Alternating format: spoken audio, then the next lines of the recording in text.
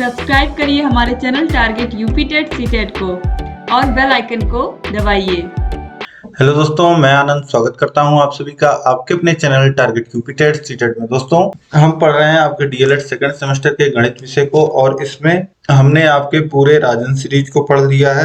8 video राजन series पे बने हैं बहुविकल्पीय तिलक के, और इसके बाद आपके 2 वीडियो पवन के बहुविकल्पी और इससे पहले एक वीडियो आपका तिलक का बन चुका है। ठीक है, यह आपका लास्ट क्लास है एक वीडियो में, और ये इस क्लास में आपका पूरा जो है वह पवन सीरीज समाप्त हो जाएगा।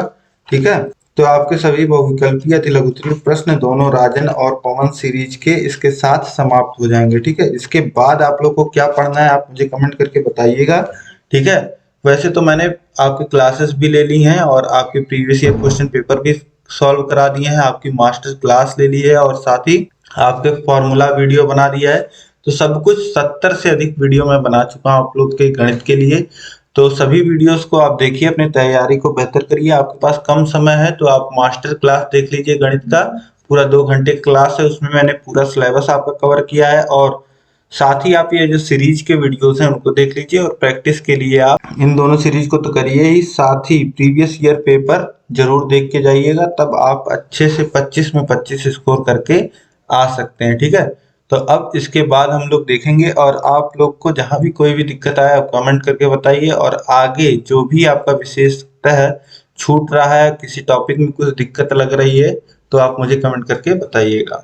देखिए, प्रश्न 51 है, x ऋण 4 गुणे x धन 7 का गुणनफल ज्ञात कीजिए। तो x ऋण 4 का गुणा होगा x धन 7 में। तो देखिए, पहले x का गुणा इस पूरे x धन 7 में होगा, फिर ऋण 4 का पूरे में गुणा होगा। तो x का गुणा x धन 7 में हो रहा है, फिर धन ऋण 4 का गुणा हो रहा है x धन 7 में। तो x का गुणा x में होगा तो x स्क्वायर हो जाएगा, फिर प्लस 7 में होगा तो ये हो जाएगा प्लस 7x। देखिए, -4 का गुणा -4x में होगा तो -4x ये हो जाएगा, फिर -4 का गुणा 7 में होगा तो -28 हो जाएगा। अब देखिए, x square -7x -4x plus 7x और -4x कितना हो जाएगा +3x, और ये हो जाएगा -28। ठीक है, तो इसका हल कितना आ गया x स्क्वायर प्लस 3x -28। इसके बाद देखिए, प्रश्न संख्या 52 है, ऋण और ब्रैकेट में है 4 ऋण 17 धन 10 गुणे 3 ऋण 5। अब देखिए, ब्रैकेट के बाहर ऋण है, सभी ब्रैकेट्स को सबसे पहले हम लोग सॉल्व करेंगे। तो यहाँ ब्रैकेट में कितना है, ऋण 4 ऋण 17, तो ये हो जाएगा ऋण 13, और धन यहाँ ब्रैकेट में कितना हो जाएगा 30 हो जाएगा, ऋण 5। अब सभी ब्रैकेट आप खोल सकते हैं। पहला ब्रैकेट खोलेंगे तो ये दोनों ऋण आपस में गुणा होकर प्लस हो जाएगा, तो ये हो जाएगा +13, और ये हो जाएगा 30 -5, और 13 और 30 को जोड़ लीजिए तो आ जाएगा 43 -5 कितना आ जाएगा 38। तो इस तरीके से इसका सोल्यूशन आपने कर लिया। इसके बाद देखिए, प्रश्न संख्या 53 है, सर्वसमीका क्या है। तो ऐसा समांतर सूचक बीजीय कथन जो चर के प्रत्येक मान के लिए सत्य होता है उसे हम क्या कहते हैं, सर्वसमीका कहते हैं। इसके बाद देखिए, प्रश्न संख्या 54 है, 2 इंटू ब्रैकेट में x+1 बराबर 2x+2 सर्वसमीका है अथवा नहीं। सर्वसमीका है या नहीं यह देखने के लिए हम क्या करते हैं, x के कोई 2 मान आप ले लीजिए। ठीक है, जैसे x का मान आपने 1 रखा, 1 रखिए x का मान यहाँ पे, तो आपको देखिए दोनों पक्षों में मान जो मिलेगा सॉल्व करने के बाद वह 4 मिलेगा। ठीक, तो x के एक मान के लिए दोनों पक्ष बराबर आ गए। इसके बाद x का दूसरा कोई मान ले लीजिए, 2 ले लीजिए, 3 ले लीजिए, 4, जो भी आपको लेना है ले लीजिए, और फिर से आप रख के देखिए तो दोनों पक्ष अगर बराबर आ जाते हैं तो x के 2 मान के लिए इसी तरीके से आप चेक करेंगे तो सभी मान के लिए क्या होगा, यह बराबर आएगा दोनों पक्ष। तो ऐसे में क्या होता है कि इसे हम लोग क्या कहते हैं, सर्वसमीका। अगर x के प्रत्येक मान के लिए दोनों पक्ष बराबर आते हैं तो उसे हम लोग क्या कहते हैं, सर्वसमीका कहते हैं। ये सर्वसमीका के डिफिनीशन में मैंने आपको बताया भी है। और ये देखिए, एक घातीय आपको दिख रहा है, एक घात का है, x की घात 1 है। तो अगर यह समीकरण होता तो एक ही मान पे केवल x के एक वैल्यू के लिए दोनों पक्ष बराबर होते, लेकिन अब देखिए यहाँ पे x के कई वैल्यू के लिए दोनों पक्ष बराबर हैं, तो इसे हम क्या कहेंगे, सभी वैल्यू के लिए बल्कि, तो इसे हम क्या कहेंगे, सर्वसमीका है ये। इसके बाद देखिए, प्रश्न संख्या 55 है, सर्वसमीकाओं का प्रयोग करके 51 का स्क्वायर का मान ज्ञात कीजिए। अब 51 के स्क्वायर को हम लोग क्या लिख सकते हैं, 50 धन 1 का स्क्वायर, और यहाँ फॉर्मूला लगा सकते हैं a + b के होल स्क्वायर का। यह भी सर्वसमीका होता है, a + b का whole square. A square B square plus 2ab। तो अब यही आप रख दीजिए। देखिए 50 का square plus 2ab, 2 into 50 into 1 और 1 का स्क्वायर 2500 धन 100 धन 1 बराबर 2601। तो इस तरीके से आसानी से आप 51 का वर्ग निकाल सकते हैं। 50 का वर्ग आपको पता है, आसानी से 50 गुणे 50 अगर आप करते हैं तो 5 गुणे 5 25 और 2 शून्य 2500 इस तरीके से निकाल सकते हैं। लेकिन 51 का अगर 2 बार गुणा करना है तो आपको गुणा करके देखना पड़ता है। उससे अच्छा आप 50 धन 1 करके भी निकाल सकते हैं। इसके बाद देखिए x cube y minus x y cube का गुणनखंड ज्ञात कीजिए। तो यहाँ पे आपको एक्स वाई देखिए पहले कॉमन मिल जाएगा, फिर x square minus y square बच जाएगा। एक्स वाई कॉमन लेने के बाद अब देखिए A square minus B square का फॉर्मूला लगा दीजिए। तो एक ब्रैकेट में बच जाएगा एक्स प्लस वाई, दूसरे ब्रैकेट में एक्स माइनस वाई, यही हो जाएगा गुणनखंड। अब इसके बाद अगला प्रश्न हम लोग देखते हैं। प्रश्न संख्या देखिए 56 है। इसके बाद हम अगला प्रश्न देखेंगे 57। 57 भी देखिए किया हुआ प्रश्न है। एक बगीचे में 2025 पौधे लगे हैं, प्रत्येक पंक्ति में उतने ही पौधे लगे हैं जितनी बागीचे में कुल पंक्तियां हैं। प्रत्येक पंक्ति में कुल कितने पौधे लगे हैं? हम मान लेते हैं कि एक पंक्ति में x पौधे लगे हैं। तो अब ये बोला जा रहा है कि x पंक्तियां भी हैं, x पंक्तियां भी हैं। तो अगर एक पंक्ति में x पौधे हैं तो x पंक्तियों में कितने पौधे होंगे? तो x गुणे x हो जाएगा, x गुणे x बराबर 225 और x का मान अंडर रूट 225 यानी कि 45। 45 का वर्ग होता है 225, तो 45 पौधे उत्तर आ जाएगा। इसके बाद देखिए प्रश्न संख्या 58 है। एक वर्गाकार तार का क्षेत्रफल 144 सेंटीमीटर स्क्वायर, इसे मोड़कर एक आयत बनाया गया। यदि आयत की लंबाई 16 सेमी है तो आयत की चौड़ाई की गणना कीजिए। एक वर्गाकार तार है, देखिए एक वर्गाकार तार है, एक वर्ग के आकार का इस तरीके से तार है, एक वर्ग है। इसका जो एरिया है 144 सेंटीमीटर स्क्वायर है। ठीक, अब इसी तार को मोड़ करके एक आयत बनाया गया। ठीक, एक आयत बना दिया गया है और बोला जा रहा है इसकी लंबाई 16 सेंटीमीटर है। ठीक, तो ये 16 सेंटीमीटर हो जाएगा। इसके सामने की आयत की आमने सामने की भुजाएं कितनी होती हैं? बराबर होती हैं।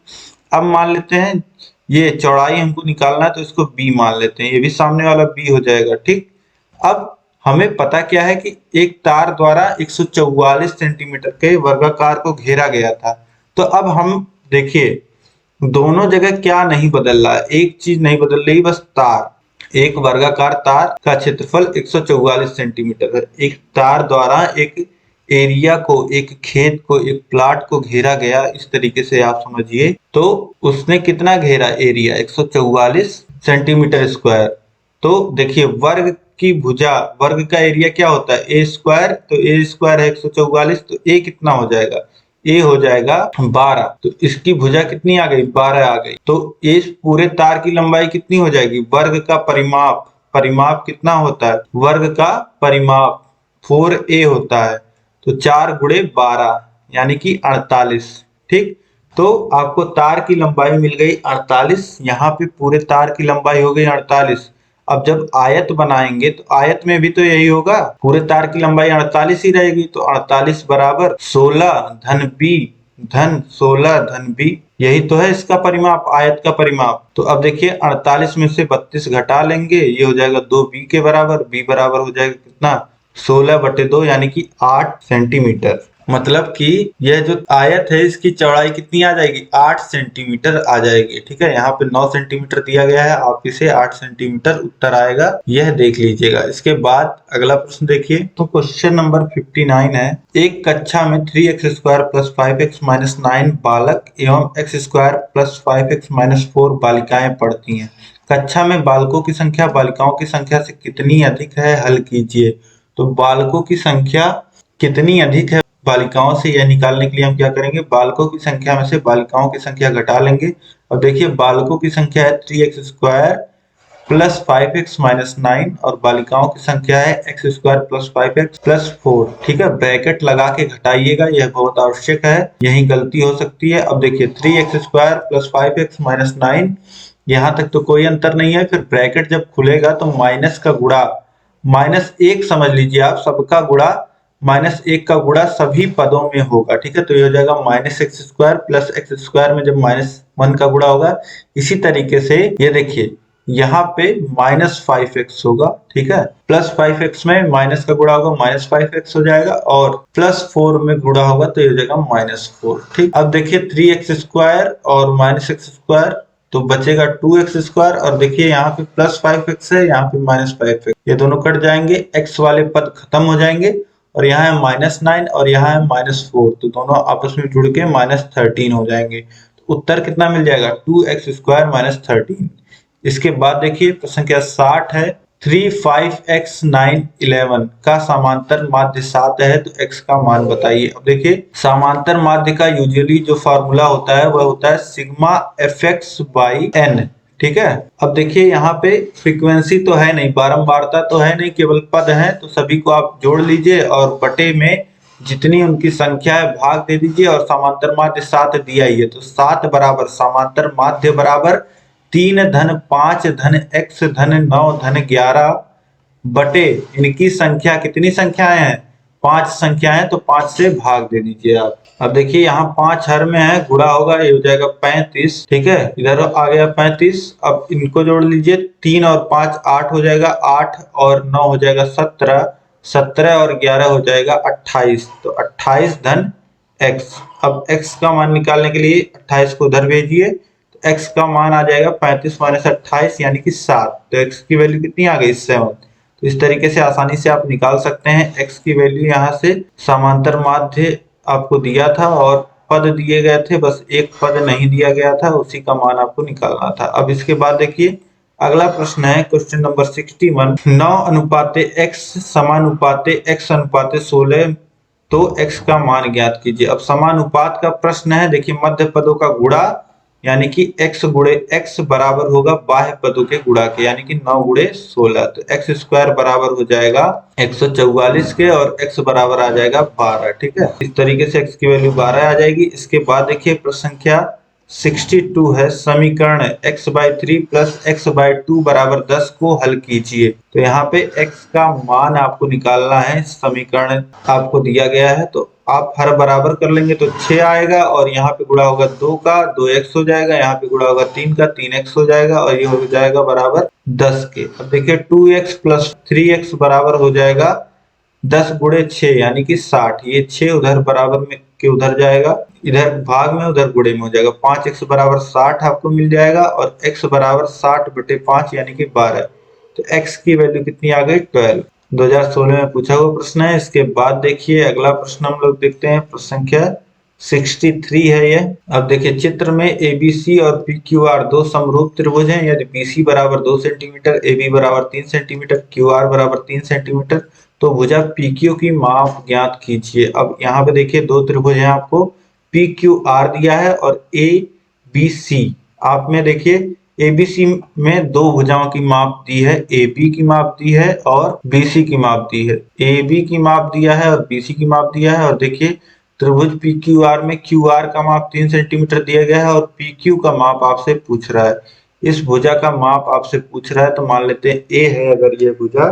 तो अब देखिए समरूप त्रिभुज में क्या होता है, समरूप त्रिभुज में जो संगत भुजाएं होती हैं उनका जो अनुपात होता है वह आपस में बराबर होता है, यानी कि जो भुजा BC है उसका जो अनुपात होगा QR से वह बराबर होगा जो भुजा AB का अनुपात होगा PQ से, ठीक है। यही यहाँ पे लिखा गया है, देखिए BC का अनुपात जो होगा QR से वह बराबर होगा AB के PR के अनुपात के बराबर, ठीक है।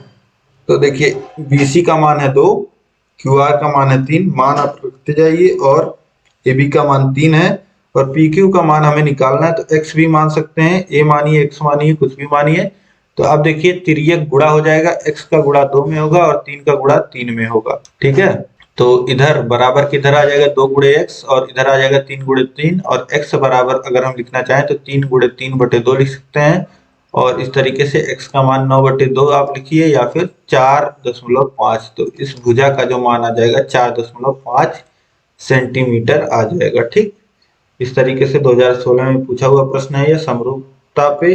इसके बाद अगला प्रश्न देखिए, प्रश्न संख्या 64 है, चित्र में यदि AC बराबर BD, BD बराबर AD हो तो निम्नांकित कथनों में से कौन सा कथन सत्य है। यहाँ पे देखिए 2019 में पूछा हुआ प्रश्न है, 3 कथन यहाँ पे दिए गए हैं, कौन सा कथन सत्य है यह आपसे पूछ रहा है। ठीक है, तो देखिए हमें देखना है कि देखिए यहाँ ऑप्शंस में आपको क्या दिया गया है। यहाँ पे दिया गया है कि सर्वांग समता चेक करनी है बेसिकली, और प्रश्न में आपको दिया क्या गया है, एसी एसी जो भुजा है, ये जो भुजा है एसी, यह बराबर किसके है, बीडी भुजा के, इस भुजा के। ठीक, और बीसी जो भुजा है, यह जो भुजा है यह बराबर है एडी भुजा के, इस भुजा के। तो आपको बताना है कि त्रिभुज एबीसी, देखिए त्रिभुज एबीसी किसके सर्वांग सम है, त्रिभुज एबीडी के या त्रिभुज बीडीए के या त्रिभुज बीएडी के।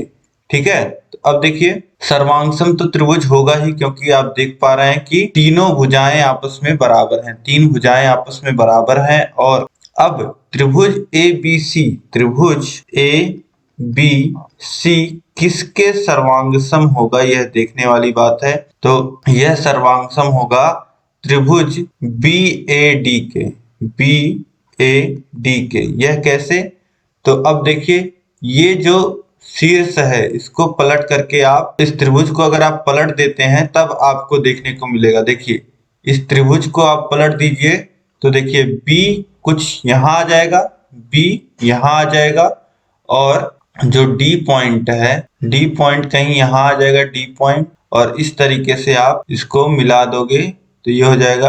अब देखिए त्रिभुज बी ए डी, त्रिभुज बी ए डी डिट्टो आपको त्रिभुज ए बी सी की तरह दिख रहा होगा। त्रिभुज बी ए डी बिल्कुल हूबहू अब आपको किसकी तरह दिख रहा होगा, त्रिभुज ए बी सी के। तो अब आप समझ पा रहे होंगे कि त्रिभुज बी ए डी के ही सर्वांगसम होगा, बी ए डी के सर्वांगसम होगा त्रिभुज ए बी सी। ठीक, अब इसके बाद अगला प्रश्न हम लोग देखते हैं। प्रश्न संख्या 65 है, सबसे छोटी पूर्ण संख्या लिखिए।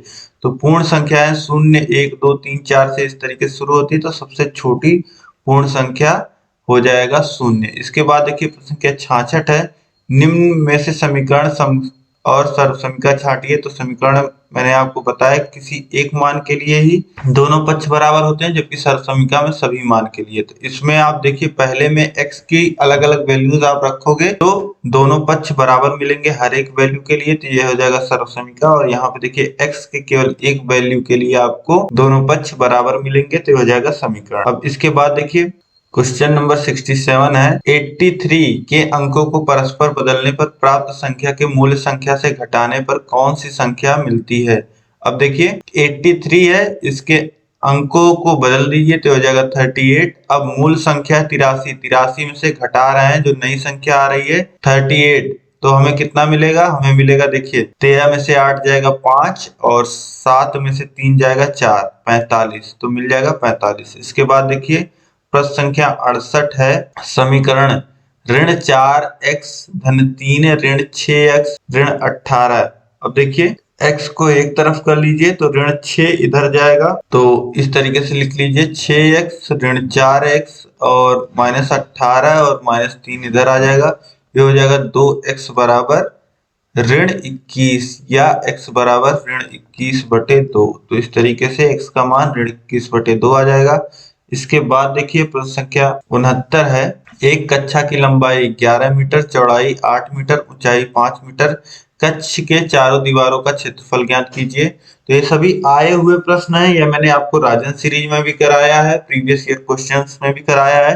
तो सीधे सीधे चारों दीवारों का जो क्षेत्रफल होता है वह होता है 2 गुणे जो कमरे की लंबाई है और जो कमरे की चौड़ाई है, दोनों का योग गुणे ऊंचाई की। ठीक है, तो ये सूत्र आपको पता चल गया, 2 गुणे लंबाई धन चौड़ाई गुणे ऊंचाई। तो यहाँ पे सूत्र में आप रख दीजिए वैल्यूज, 2 गुणे देखिए लंबाई है 11 धन चौड़ाई है 8 और गुणा होगा 5 का, 2 गुणे 11 और 8 19 हो जाएगा और गुणे 5, 2 का गुणा होगा 19 में हो जाएगा 38, 38 में गुणा होगा 5 का, ये हो जाएगा 190 वर्ग मीटर। तो चारों दीवारों का बस क्षेत्रफल। अब देखिए जिस भी कमरे में होंगे आपको 6 सरफेस दिखाई दे रहे होंगे, 4 दीवारें और छत और फर्श। ठीक है, तो छत और फर्श को छोड़ करके बाकी जितना सरफेस है उसका एरिया आप समझिए आपको निकालना है। तो आपके सामने जो दीवार है, अगर लंबाई वाली दीवार है तो उसमें लंबाई होगी और ऊंचाई होगी। अगर आपको उसका क्षेत्रफल निकालना है तो लंबाई गुणे ऊंचाई करना पड़ेगा।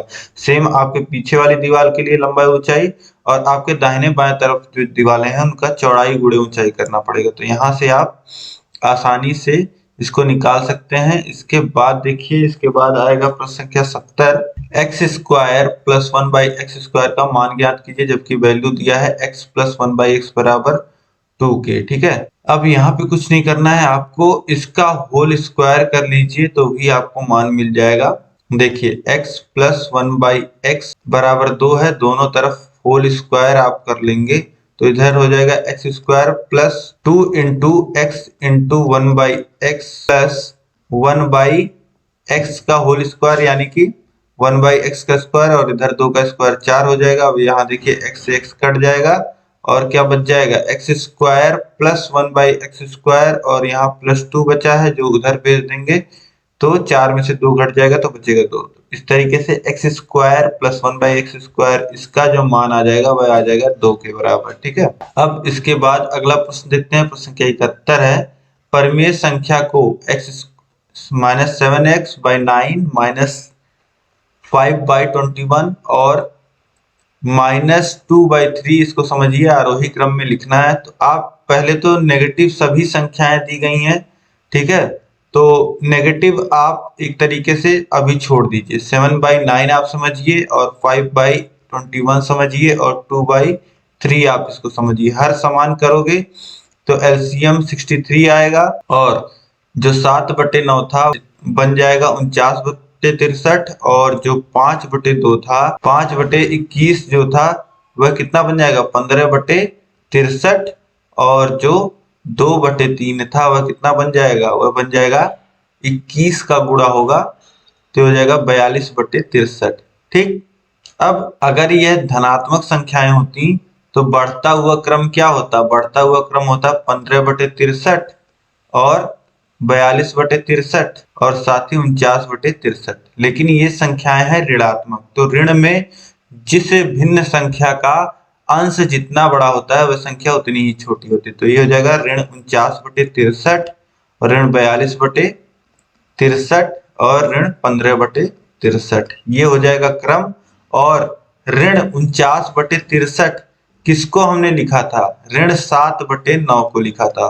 तो सही क्रम तो ये होगा 7/9, और इसके बाद देखिए ऋण 2/3, और इसके साथ ही आएगा 15 ऋण 5/21। तो सबसे बड़ी जो संख्या है वह ऋण 5/21 है। ठीक है, जिसका मैग्नीट्यूड सबसे छोटा है वह संख्या सबसे बड़ी होती है नेगेटिव में। ठीक है, अब इसके बाद हम लोग अगला प्रश्न देखेंगे। यहाँ पे सोल्यूशन आप लोग समझ गए होंगे। ठीक है, प्रश्न संख्या 72। अब देखिए, दो परमेय संख्याओं का योगफल आपको दिया है, इनमें से एक परमेय संख्या दी गई है, दूसरी परमेय संख्या आपसे पूछ रहा है दो परमेय संख्याओं का योगफल। तो एक संख्या है ऋण 5/18 और दूसरी मान लेते हैं x है। दोनों का योगफल, दोनों का जोड़ आपको दिया गया है ऋण 1/3 के बराबर, तो इसको दिखा दीजिए।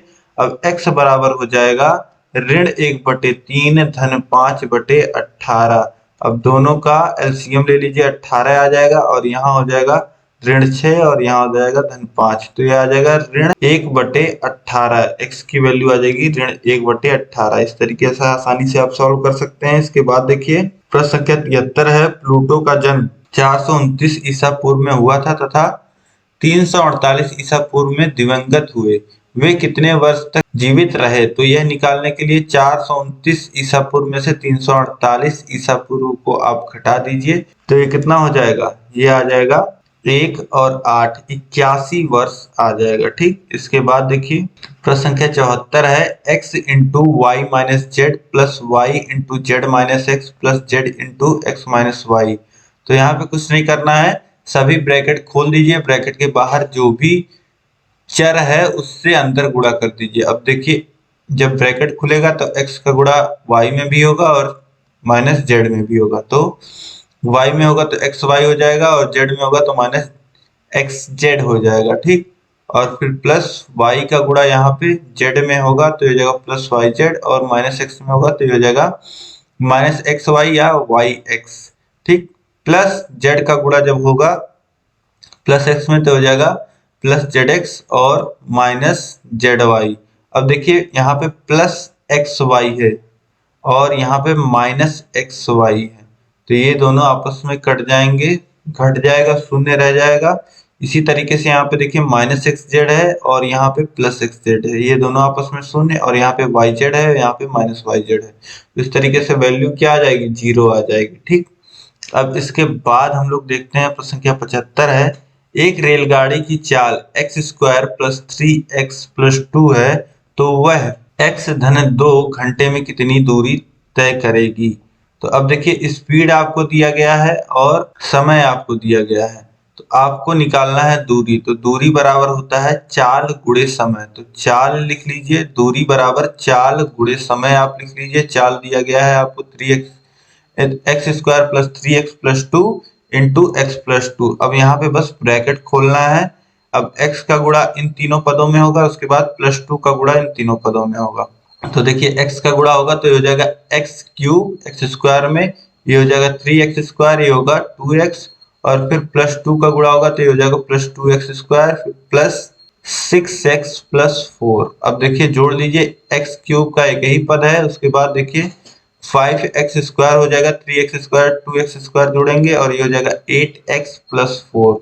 तो यही उत्तर आ जाएगा, इतनी दूरी चली जाएगी रेलगाड़ी के द्वारा, x cube plus 5x square plus 8x plus 4। अब इसके बाद हम लोग नेक्स्ट क्वेश्चन देखेंगे। क्वेश्चन नंबर 76 है, यदि x प्लस 1/x बराबर 5 हो तो x square plus 1/x square का मान ज्ञात कीजिए। अब बिल्कुल सेम डिट्टो क्वेश्चन अभी मैंने आपको कराया है, तो दोनों तरफ वर्ग कर दीजिए आप। तो x प्लस 1/x का होल स्क्वायर बराबर हो जाएगा 5, जिसका मान हमको पता है, दोनों तरफ हम वर्ग कर रहे हैं, तो हो जाएगा x square plus 1/x square plus 2 into x into 1/x।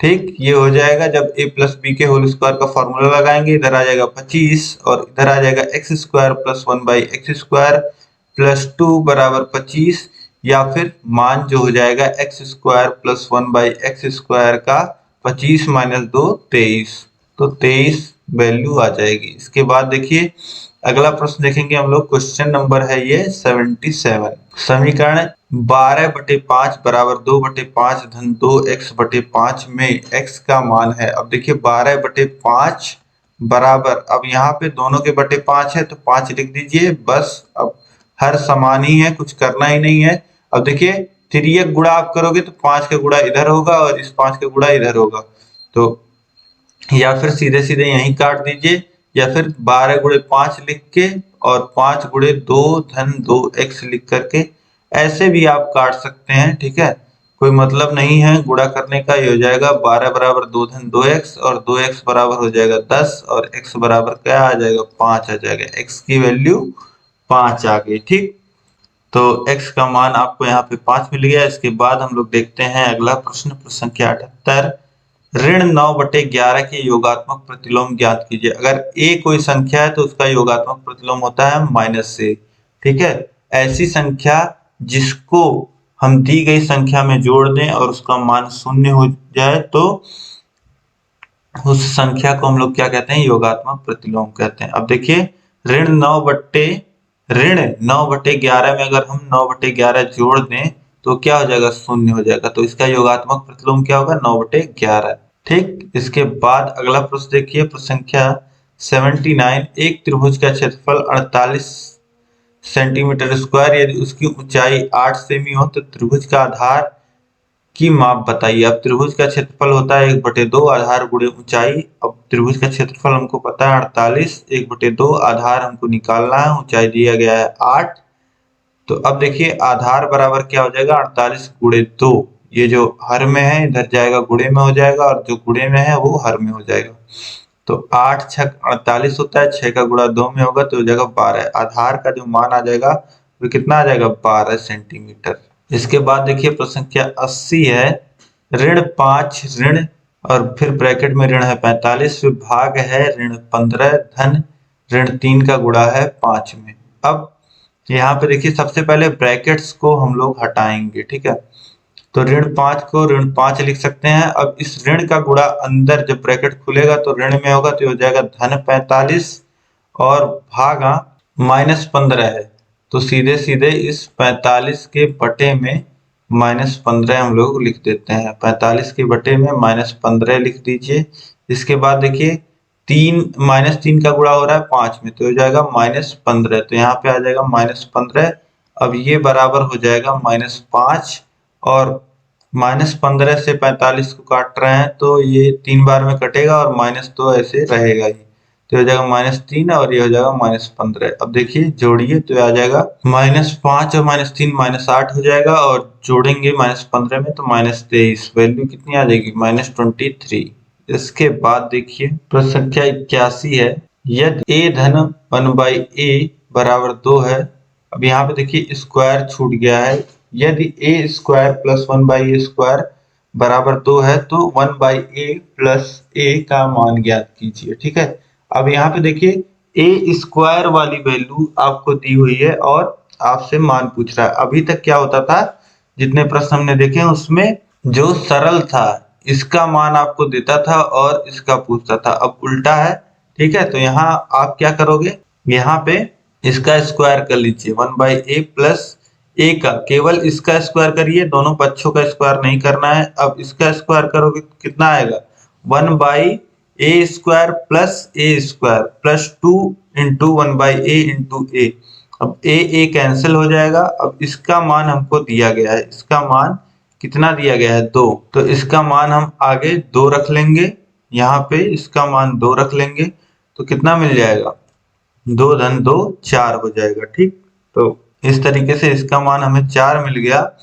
तो अब हमको जो मान निकालना है वह निकालना है 1/a प्लस a का, तो स्क्वायर को हम लोग इधर भेज देंगे तो आ जाएगा अंडर रूट, यानी कि 1/a प्लस a का मान कितना आ जाएगा 2 आ जाएगा। 1/a प्लस a का मान जो आ जाएगा वह 2 आ जाएगा। ठीक, अब इसके बाद अगला प्रश्न हम लोग देखते हैं, प्रश्न संख्या 82 है, ऋण 4/9 का गुणात्मक प्रतिलोम बताइए। ऋण 4/9 का गुणात्मक प्रतिलोम वह संख्या होती है जिसमें हम गुणा करते हैं तो मान 1 हो जाए। तो ऋण 4/9 का गुणात्मक प्रतिलोम ऋण 9/4 हो जाएगा। ठीक है, गुणात्मक प्रतिलोम अगर a का गुणात्मक प्रतिलोम कितना होता है 1/a होता है। ठीक है, तो ऋण 4/9 का कितना होगा ऋण 9/4। इसके बाद देखिए प्रश्न संख्या 83 है, 5 पुस्तकों का मूल्य 7 पुस्तकों के मूल्य से 72 कम है, एक पुस्तक का मूल्य ज्ञात कीजिए। तो सीधे सीधे आपको दिख रहा है डिफरेंस है 2 पुस्तकों का और रुपए में डिफरेंस है 72 का, तो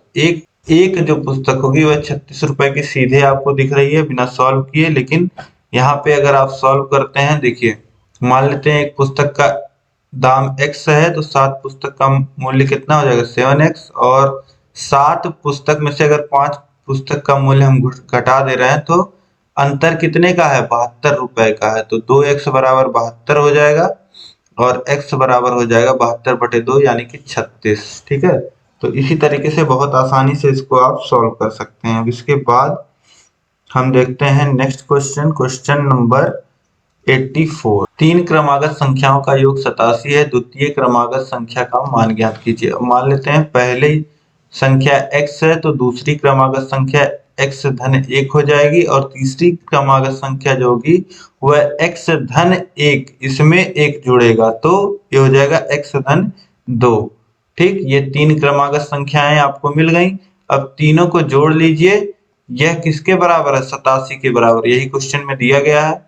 अब देखिए 3x धन 3 बराबर हो जाएगा 87 के, और 3x बराबर हो जाएगा 87 माइनस 3, 3x बराबर 84 हो जाएगा और x बराबर 28 आ जाएगा। मतलब पहली जो क्रमागत संख्या हो जाएगी 28 हो जाएगी। आपसे दूसरी क्रमागत संख्या पूछ रहा है 29 और तीसरी क्रमागत संख्या 30, तो दूसरी क्रमागत संख्या आपसे पूछ रहा है द्वितीय क्रमागत संख्या, तो कितनी हो जाएगी 29 हो जाएगी, x धन 1 द्वितीय क्रमागत संख्या 29। इसके बाद देखिए अगला प्रश्न हम लोग देखेंगे, प्रश्न संख्या 85, एक आयत की लंबाई 10 सेमी चौड़ाई 6 सेमी, आयत का परिमाप ज्ञात करिए।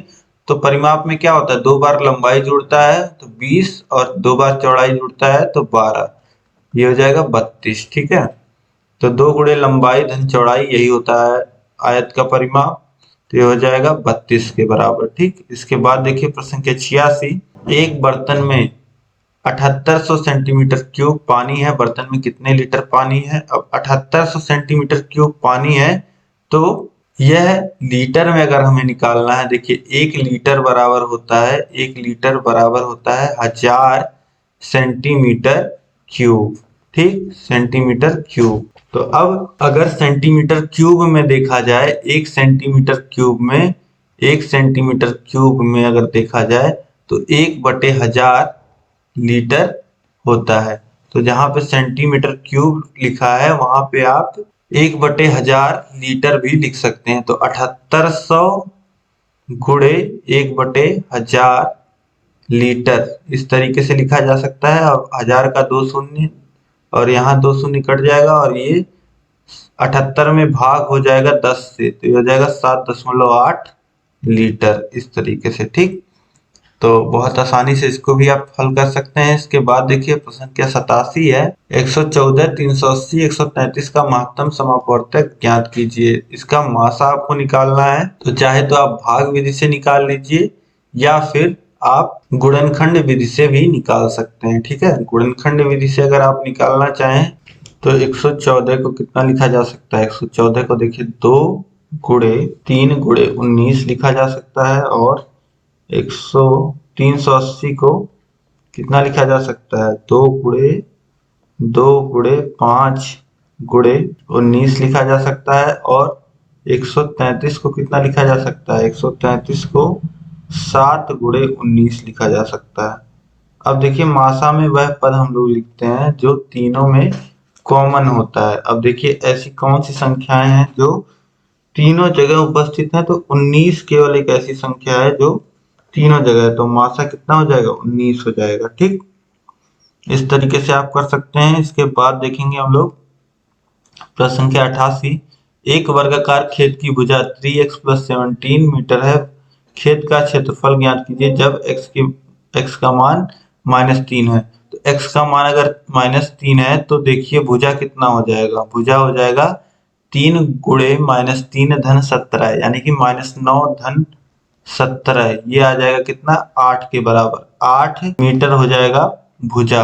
और वर्ग का क्षेत्रफल आपको पता होता है, वर्गाकार खेत है तो इसका क्षेत्रफल हो जाएगा भुजा का वर्ग और 8 का वर्ग कितना होता है, 64, तो ये जाएगा 64 मीटर स्क्वायर इस वर्गाकार खेत का क्षेत्रफल जब x का मान -3 होगा। ठीक, इसके बाद देखेंगे हम लोग अगला प्रश्न, प्रश्न संख्या 89, x² - 7x + 6 को हल करिए। अब इसका गुणनखंड करना है तो आसान है, बस 7x को कितना आप लिख लीजिए, -6x और -x + 6 बराबर 0 और पहले दो पद में x कॉमन हो जाएगा, ये हो जाएगा x - 6, फिर दूसरे पद में कितना कॉमन हो जाएगा, कॉमन हो जाएगा -1, तो ये भी हो जाएगा x - 6। अब x - 6 दोनों जगह है तो x - 6 आप कॉमन ले लोगे, हाँ बचेगा क्या, x और यहाँ बचा है -1, हो जाएगा बराबर 0 के। तो यही हो जाएगा इसका गुणनखंड और इसका हल आपसे पूछ रहा है, को हल कीजिए। तो एक बार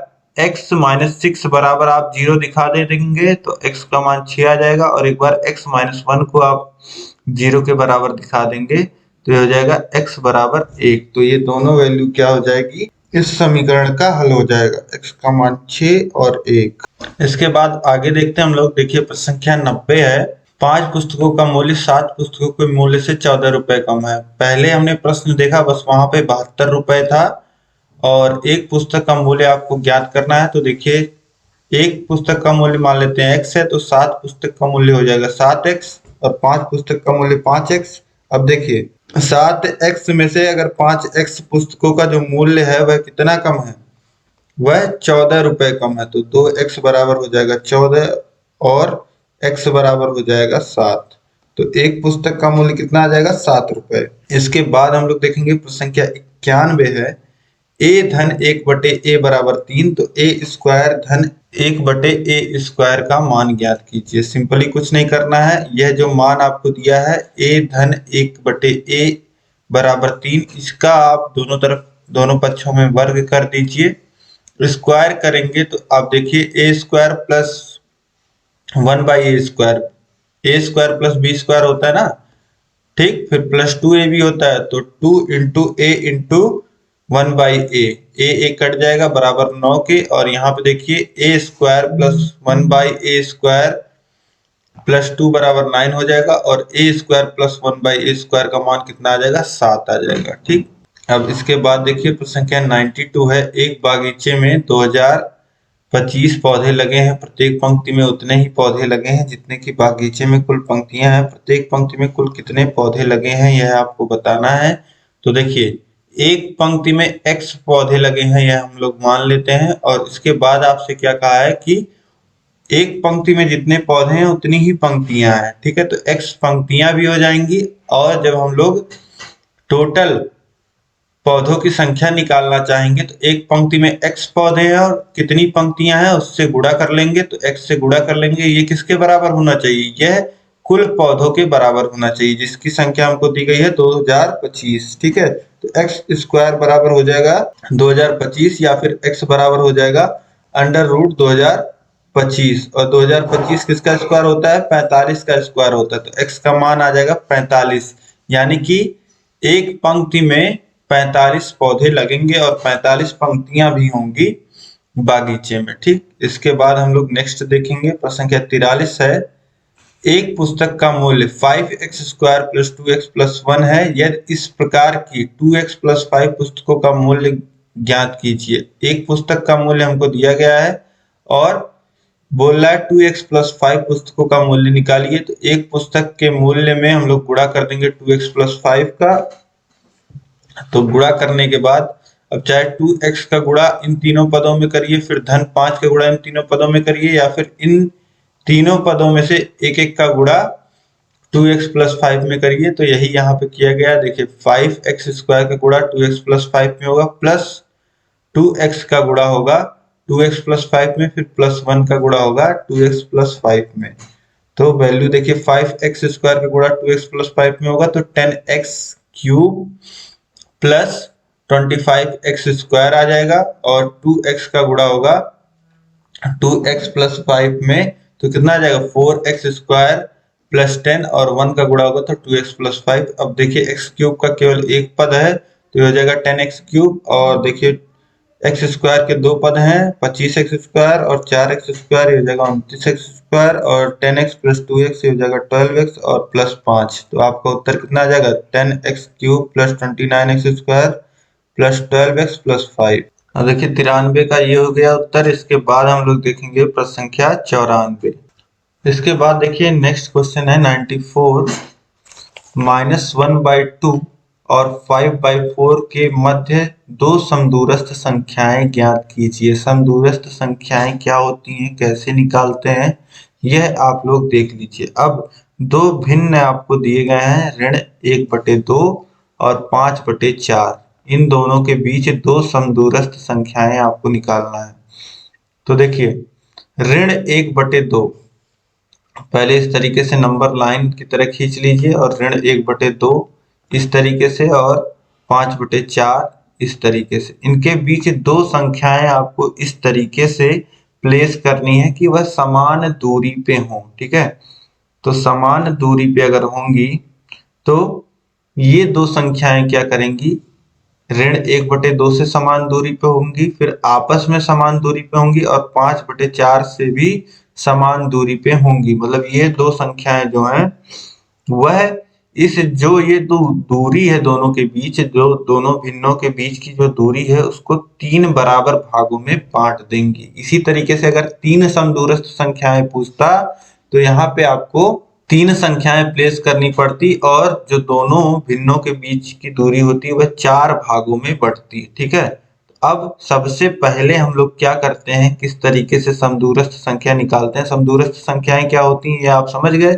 समान दूरी पे स्थित होती हैं जो दी गई संख्याएं हैं उनके बीच। ठीक, जो संख्याएं जो भिन्न हमको दिया गया है सबसे पहले उसका हम हर बराबर करते हैं। दोनों का हर समान करने पे संख्याएं क्या हो जाएंगी। अब देखिए यहाँ पे हर 4 है, यहाँ पे हर 2 है, तो यहाँ भी 4 बना दीजिए, ऊपर नीचे 2 से गुणा कर देंगे तो ऋण 2/4 ये हो जाएगा, और ये 5/4 तो है ही। ठीक, इसके बाद देखिए जो मैंने आपको बताया दो समदूरस्थ संख्याएं 3 भाग में बांट रही हैं, तो 3 भाग में बांट रही हैं, तो दोनों भिन्नों में आप ऊपर नीचे 3 से गुणा कर दीजिए।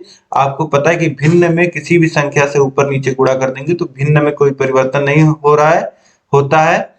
तो यहाँ पे ऋण 2/4 में ऊपर नीचे 3 से गुणा करेंगे, क्योंकि 3 भागों में बांट रही है ना, तो 3 से गुणा करेंगे। या फिर दो समदूरस्थ संख्याएं निकालनी है तो 2 धन 1 यानी कि 3 से गुणा करेंगे। यह आपको याद रखना है। 3 भागों में बांट रही तो 3 से गुणा करना है, यह आपको याद करने की जरूरत ही नहीं है। ठीक है, तो 3 से ऊपर नीचे गुणा करोगे तो आ जाएगा ऋण 6/12, पहला भिन्न आपका जो ऋण 1/2 था, और इसमें 5/4 में आप गुणा करोगे ऊपर नीचे 3 से, तो कितना आ जाएगा 15/12। ठीक, अब देखिए ये दो भिन्न हो गए आपके, ये जो दो भिन्न हो गए, अब इन्हीं पे आपको काम करना है। ठीक है, आगे इन्हीं पे आपको काम करना है। अब हम लोग देखते हैं जो भिन्न का, देखिए यहाँ पे हर समान है और हमने जितने भागों में बांट रहा है उससे ऊपर नीचे गुणा कर लिया। अब हमें देखना है कि भिन्नों का अंतर कितना है। भिन्नों का जो अंश का अंतर, देखिए यहाँ पे अंश ऋण 6 है और यहाँ पे है 15। ठीक, अब इनका अंतर क्या है, अंशों का अंतर। तो अंतर लेने के लिए बड़े में से छोटे को घटा देंगे, 15 में से घटाएंगे ऋण 6 को, आ जाएगा अंतर कितना 21। ये ऋण ऋण धन हो जाएगा, 15 में 6 जुड़ जाएगा, आ जाएगा 21। अब 21 आ गया। अब ये जो अंशों का अंतर 21 आया है, इसको हम लोग भाग दे देते हैं 3 से। 3 से क्यों भाग देंगे, क्योंकि 3 भागों में बांट रहा है, तो 21 को 3 से भाग देने पे क्या मिलेगा, 7 मिलेगा। ठीक, अब इसी 7 का हम लोग इस्तेमाल करेंगे। देखिए ऋण 6/12 यहाँ पे हमारा भिन्न हो गया था जब हमने ऊपर नीचे 3 से गुणा किया था, तो वही है ऋण 1/2 भिन्न है, लेकिन इसको लिखने का तरीका अलग हो गया, क्योंकि हमें समदूरस्थ संख्याएं निकालनी है ताकि हमारा इजी हो जाए हमारा निकालना, इसलिए हम ये सारे प्रोसेस कर रहे हैं। अब इसी के अंश में बस आप 7 जोड़ के यहाँ लिख दीजिए, आपको पहली समदूरस्थ संख्या मिल जाएगी। अब देखिए ऋण 6 धन 7 और बटे 12, हर में कोई चेंज नहीं करना है, बराबर ये कितना आ जाएगा 1/12। ये आपकी पहली समदूरस्थ संख्या आ जाएगी। और दूसरी समदूरस्थ संख्या निकालने के लिए इसी 1/12 में के अंश में आप 7 जोड़ दीजिए, तो आ जाएगा 8/12। ये दूसरी समदूरस्थ संख्या हो जाएगी। अब इसमें देखिए 7 आप जोड़ेंगे तो आपको मिल जाएगा 15/12। तो ये देखिए आपका उत्तर बिल्कुल सही आया। तो दो समदूरस्थ संख्याएं कितनी हो जाएंगी, 1/12 और 8/12। अब यहाँ देखिए पवन में जो सोल्यूशन दिया है वह सोल्यूशन मेरा ही कराया गया है, मेरी ही लैंग्वेज। आप देखोगे जब 2020 का पेपर हुआ था तो डिट्टो मैंने इसी तरीके से फिगर बना करके सारी चीजें स्टेप्स बता करके इसी तरीके से सॉल्व कराया है। तो मुझे लगता है ये मेरे ही वीडियो से देख करके यहाँ पे सोल्यूशन बनाया गया है। ठीक है, अब इसके बाद आगे हम लोग देखते हैं प्रश्न संख्या 95 होगा यह। ऋण 4/5 को संख्या रेखा पर प्रदर्शित करिए। ऋण 4/5 को आपको संख्या रेखा पर दिखाना है। तो देखिए संख्या रेखा यहाँ पे बना हुआ है और ऋण 4/5 कहाँ होगा, ऋण 1 से पहले ही होगा, तो ऋण 4/5 यहाँ कहीं आ जाएगा, ऋण 4/5। अब इसके बाद नेक्स्ट क्वेश्चन हम लोग देखेंगे, ये क्वेश्चन नंबर 96 होगा। देखिए स्तंभाकृति हिस्टोग्राम और स्तंभ रेख बार डायग्राम में दोनों में अंतर बताना है। 2 अंतर बताने हैं आपको। तो देखिए बार चार्ट जो होता है वह श्रेणीबद्ध डेटा प्रस्तुत करता है और हिस्टोग्राम जो होता है वह मात्रात्मक डेटा प्रस्तुत करता है। तो अभी इसमें देखिए श्रेणियां कैटेगरी होती हैं, बार चार्ट में कैटेगरी होती है। अब जैसे ये पूछा जाए कि भारत में हिंदी बोलने वाले कितनी संख्या है और उर्दू बोलने वाली कितनी संख्या है, इंग्लिश बोलने वाली कितनी संख्या है, संस्कृत बोलने वाली कितनी संख्या है, साथ ही मराठी बोलने वाली कितनी संख्या है, तो इसको अगर हम लोग ग्राफ के माध्यम दिखाएंगे तो ये श्रेणीबद्ध कैटेगरी में जाएगा। ठीक है, ये कैटेगरी में दिखेगा। लेकिन हिस्टोग्राम में कैसा डेटा हम लोग देखते हैं, हिस्टोग्राम में हम लोग देखते हैं जैसे जीडीपी का डेटा हो गया। ठीक है, 2010 में कितना था जीडीपी, 12 में कितना था, तो ये सारी चीजें मात्रात्मक डेटा होता है हिस्टोग्राम में देखते हैं। इसके बाद देखिए अलग अलग तत्व प्रदर्शित करता है बार ग्राफ, और हिस्टोग्राम उन तत्वों को प्रदर्शित करता है जिनमें एक साथ समाहित किया जा सकता है और उन्हें एक श्रेणी माना जाता है। अब जीडीपी केवल एक श्रेणी हो गई, लेकिन अब अलग अलग भाषाओं को एक ही साथ दिखाना, ये क्या है, बार चार्ट का काम होता है। इसके बाद देखिए question number 97, x square minus x x cube plus x square plus x का मासा ज्ञात कीजिए। यहाँ पे दो आपको बहुपद दिए गए हैं, बीजीय व्यंजक दिए गए हैं, इनका आपको मासा निकालना है। तो देखिए एक्स स्क्वायर माइनस एक्स को क्या लिखा जा सकता है, गुणनखंड करेंगे तो x into x minus one लिख सकते हैं, और x cube plus x square plus x को आप क्या लिख सकते हैं, इसको आप लिख सकते हैं x into x square plus x plus one. ठीक है, तो मासा क्या हो जाएगा, दोनों में जो दोनों जगह गुणे के रूप में है वह क्या है, एक्स है, तो मासा कितना हो जाएगा, एक्स हो जाएगा। इसके बाद देखिए 98 नंबर क्वेश्चन है, 3x cube y cube into 4x y cube भागा 6x स्क्वायर वाई को सरल कीजिए। तो यहाँ पे कुछ नहीं, दो पदों का आपस में गुणा हो रहा है, फिर एक पद उसमें भाग हो रहा है। तो देखिए कुछ नहीं होगा, गुणा करने पे घातें जुड़ती हैं और भाग करने पे घातें घट जाती हैं, और बाकी अंकों का तो गुणा आपको पता ही है, 3 का गुणा 4 में होगा तो ये हो जाएगा 12, और x क्यूब का गुणा x में होगा तो ये हो जाएगा x के घाते 4, और y क्यूब का गुणा होगा y के क्यूब में तो ये हो जाएगा y क्यूब के पावर y की पावर 6। ठीक, और बटे में हो जाएगा देखिए 6x स्क्वायर वाई स्क्वायर। ठीक, अब 6 से काटेंगे 12 को तो 2 बार में कट जाएगा, और x स्क्वायर से क्या होगा, x के पावर 4 की घात घट जाएगी। यहाँ नीचे 2 घात है, ऊपर 4 घात है, तो 4 में से 2 घटेगा, बचेगा 2, और यहाँ पे देखिए नीचे y की घात 1 है, ऊपर y की घात 6 है, तो 6 में से 1 घट जाएगा तो 5 बच जाएगा। तो ये हो जाएगा 2 इंटू एक्स स्क्वायर वाई के पावर 5, और यहाँ पे ये y की पावर 6 ये एक्स्ट्रा दिया है। ठीक है, तो उत्तर क्या होगा, 2x स्क्वायर वाई के पावर 5। इसके बाद देखिए क्वेश्चन नंबर 99 है, एक घनाभ का क्षेत्रफल 125 वर्ग मीटर, यदि उसकी ऊंचाई 4.5 मीटर है तो उसका आयतन होगा। अब घनाभ के पृष्ठ का जो क्षेत्रफल है, यह जो निचला तला है, इस तली का क्षेत्रफल आपको दिया गया है 125 वर्ग मीटर, और यह क्षेत्रफल किससे निकला होगा, लंबाई गुणे चौड़ाई से निकला होगा। ठीक, और ऊंचाई आपको दिया गया है और आपसे आयतन पूछ रहा है। तो आयतन आपको पता है, आयतन क्या होता है, आयतन बराबर होता है लंबाई गुणे चौड़ाई गुणे ऊंचाई। अब देखिए लंबाई गुणे चौड़ाई की वैल्यू आपको पहले ही दिया है 125। ठीक है, क्षेत्रफल आपको पहले दिया है, ऊंचाई अगर आप देखोगे तो 4.5। अब गुणा कर लीजिए आप, 125 का गुणा आप 4.5 में करोगे तो ये कितना आ जाएगा, 562.5 मीटर क्यूब। तो बहुत ही आसानी से आप इसको निकाल लोगे। इसमें कुछ बहुत ज्यादा, यहाँ आपने फिगर से देख ही लिया, ये जो क्षेत्रफल है इसमें गुणा कर दोगे आप ऊंचाई का तो आपको मिल जाएगा इसका आयतन।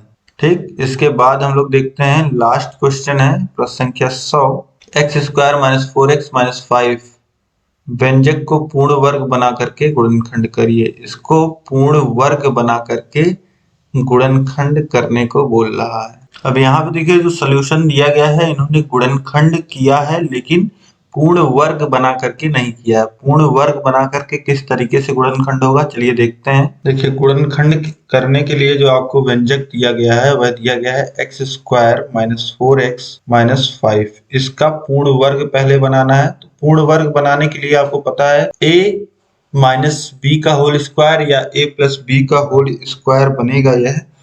तो अब इसमें क्या होता है, अब देखिए एक पद आपको स्क्वायर में दिख रहा है और दूसरा पद जो x का टर्म आपको दिख रहा है उसको आप इस तरीके से लिख लीजिए, 2ab के फॉर्म में लिख लीजिए। तो 2 इंटू ए इंटू बी और माइनस 5 आपको दिया गया है। ठीक, अब इसको आप ध्यान से देखिए तो a की जगह जहां a स्क्वायर आता है, a माइनस बी के होल स्क्वायर को आप देखिए तो a स्क्वायर होता है माइनस 2ab होता है प्लस बी स्क्वायर होता है। ठीक, तो a स्क्वायर की जगह आपको क्या दिख रहा है, x दिख रहा है। ठीक, तो x को इसी तरीके से रहने दीजिए, और माइनस 2 इंटू a की जगह तो x है ही और b की जगह आपको क्या दिख रहा है, 2 दिख रहा है। ठीक, b की जगह आपको जब 2 दिख रहा है तो आपको b की जगह क्या चाहिए होगा, आपको b की जगह चाहिए होगा 4 का स्क्वायर। ठीक,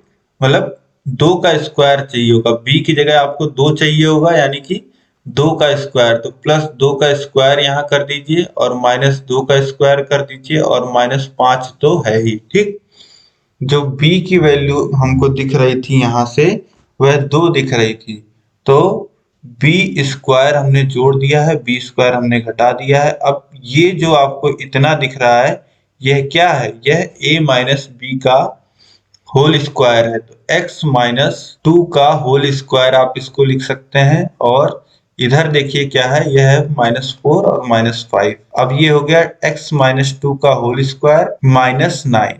अब x माइनस 2 का होल स्क्वायर और -9 को कितना लिख सकते हैं, 3 का स्क्वायर आप लिख सकते हैं -9 को। ठीक है, अब अभी तक देखिए गुणनखंड हुआ नहीं है, अभी हमने बस होल स्क्वायर बनाया है। ठीक है, अब इसके बाद हम लोग क्या करने वाले हैं, इसके बाद हम लोग करने वाले हैं ए स्क्वायर माइनस बी स्क्वायर का फॉर्मूला लगाएंगे। एक ब्रैकेट में a प्लस बी होता है, दूसरे ब्रैकेट में a माइनस बी होता है। तब a की जगह देखिए क्या है, x माइनस 2 है, b की जगह है 3, तो एक ब्रैकेट में क्या आ जाएगा, a यानी कि x माइनस 2 प्लस b यानी कि प्लस 3, और दूसरे ब्रैकेट में आ जाएगा a माइनस बी यानी कि x माइनस 2 माइनस 3। अब ये हो जाएगा x प्लस 1 और ये हो जाएगा x माइनस 5। तो ये कितना आ गया गुणनखंड, एक ब्रैकेट में x प्लस 1 और दूसरे ब्रैकेट में x माइनस 5। अब वैसे भी नॉर्मली भी गुणनखंड करते तो एक ब्रैकेट में x प्लस 1 दूसरे ब्रैकेट में x माइनस 5 आता, लेकिन आपको जिस तरीके से बोला है करने को, पूर्ण वर्ग बना करके बोला है करने के लिए, तो आप पूर्ण वर्ग बना करके इसको करोगे। ठीक है, तो बहुत ही आसान है, पूर्ण वर्ग बना करके भी हल करना थोड़ा सा लंबा हो जाता है प्रोसेस और कंफ्यूजिंग भी हो जाता है। जो जिसने पूर्ण वर्ग बनाना नहीं सीखा होगा उसके लिए कंफ्यूजिंग होगा, लेकिन पूर्ण वर्ग भी बनाना देखिए बहुत ही आसान है। अगर आपको a प्लस बी का होल स्क्वायर का फॉर्मूला पता है तो वहीं से आप देख लोगे कि क्या जोड़ने कि हमको पूर्ण वर्ग यह मिल जाएगा। ठीक है, और जो जोड़ोगे वही आप घटा देना, क्योंकि कोई अंतर नहीं आना चाहिए। कहीं पे आप कुछ जोड़ दो और उतना ही घटा दो तो उसमें कोई अंतर तो आता नहीं है। ठीक है, तो यही चीज हमने किया है पूर्ण वर्ग बनाते समय, और यहाँ पे सभी अतिलघुत्तरीय प्रश्न आपके समाप्त होते हैं। ठीक है, आप इस वीडियो को लाइक कर दीजिए, अपने दोस्तों में अधिक से अधिक शेयर करिएगा ताकि सभी लोग आसानी से पूरी तैयारी अपनी कर पाए। यहाँ पे देखिए बहुत ही आसानी से मैंने सभी प्रश्नों को आपको समझा दिया है। इस तरीके से आपको कहीं भी पूरे यूट्यूब पे वीडियोस नहीं मिलेंगी कि एक ही साथ सभी प्रश्नों को सही सही और आसान भाषा में समझाया गया हो। तो बहुत ही मेहनत से मैं आपके लिए ये सभी वीडियो तैयार कर रहा हूँ, तो इसको अधिक से अधिक शेयर करिए। आपका राजन सीरीज पूरा बहुविकल्पीय तिलक समाप्त हुआ और पवन जो है बहुविकल्पीय तिलक समाप्त हुआ। 2022 संस्करण का जो नया सीरीज है आपका। अब आगे आपको क्या पढ़ना है आप मुझे कमेंट करके बताइएगा। यह क्लास आपको कैसी लगी आप मुझे कमेंट करके बताइएगा। वैसे मैंने सभी वीडियोस आपके लिए बना दिए हैं, सभी क्लासेस मैंने आपके लिए ले ली हैं चैप्टर वाइज, और साथ ही आपके सभी प्रीवियस ईयर क्वेश्चन पेपर मैं हमेशा सॉल्व भी कराता हूं। आपको पता ही है पेपर जब होता है तो भी मैं पेपर सॉल्व कराता हूं, और आपके मॉडल पेपर भी मैंने 5 मॉडल पेपर बनाए हैं, वह भी आप देख लीजिएगा। और साथ ही मास्टर क्लास जो है जिसमें 2 घंटे में मैंने आपको पूरा सिलेबस पढ़ा दिया है, वह बहुत ही महत्वपूर्ण वीडियोस है, उसको आप देख लीजिएगा। और साथ ही यह सीरीज की जितनी क्लास बनी है सभी सीरीज की क्लास को देख लीजिएगा, आपकी पूरी तैयारी हो जाएगी। आप 25 में 25 स्कोर करके ही आओगे। ठीक है, तो बहुत जरूरी है आप सभी वीडियोस को देख के जाइएगा। और सभी सब्जेक्ट्स का हमने पढ़ा दिया है हैंड रिटन नोट्स के माध्यम से। सभी मास्टर क्लास सभी क्लासेस की आपको मिल जाएंगी, नीचे डिस्क्रिप्शन में लिंक है, वहां से जाकर के आप सभी विषयों की तैयारी करिए। और कहीं भी कोई भी दिक्कत आती है तो आप मुझे कमेंट करके बताइए। आपके जो भी विचार हैं वह हमें कमेंट करके बताइए, और कोई भी सवाल सुझाव हो तो कमेंट करिएगा। और चैनल को अभी तक अगर आपने सब्सक्राइब नहीं किया है तो चैनल को सब्सक्राइब कर लीजिए, साथ ही बेल आइकन पे ऑल सेलेक्ट कर लीजिएगा ताकि सभी नोटिफिकेशंस आपको मिल पाए। ठीक है, तो इस क्लास में अंत तक बने रहने के लिए आप सभी लोग का बहुत बहुत धन्यवाद। जय हिंद।